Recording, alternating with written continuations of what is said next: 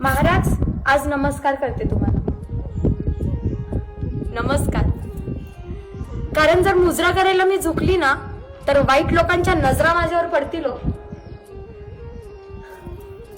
तुम्ही जो स्वराज्य घडवलाय, जो महाराष्ट्र घडवलाय ना, त्या महाराष्ट्रामध्ये मुलगी फक्त एक खेळण्यासारखी वापरल्या जाते. मुलींवर बलात्कार होताय, अत्याचार होताय. 3 वर्षाची मुलगी महाराज. तुमच्या काळात शिक्षा तुम्ही कसे सुनावून द्यायचे? चौरंगाची शिक्षा. जर कोणी अत्याचार केला, बलात्कार केला किंवा काही झालं तर तुम्ही लगेच चौरंगाची शिक्षा द्यायच्या. पण आज महाराष्ट्र झोपलाय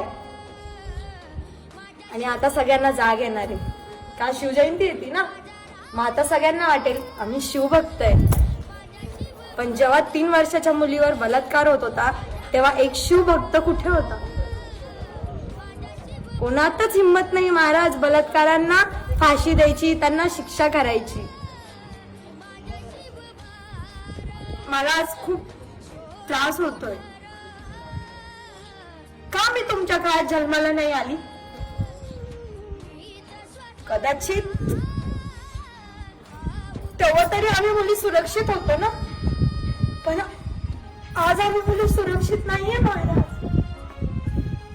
ह्याच गोष्टीचा इतका त्रास होतोय ना की आम्ही मुली कसं जगतो हे फक्त आम्हाला माहिती आहे. मला तुम्हाला एकच गोष्ट सांगायची, तुम्ही परत जन्म घ्या प्लीज. जसं तुमच्या काळात मुली सुरक्षित होत्या ना, तसं ह्या काळात सुद्धा मुली सुरक्षित हव्या. प्लीज तुम्ही जन्म घ्या प्लीज.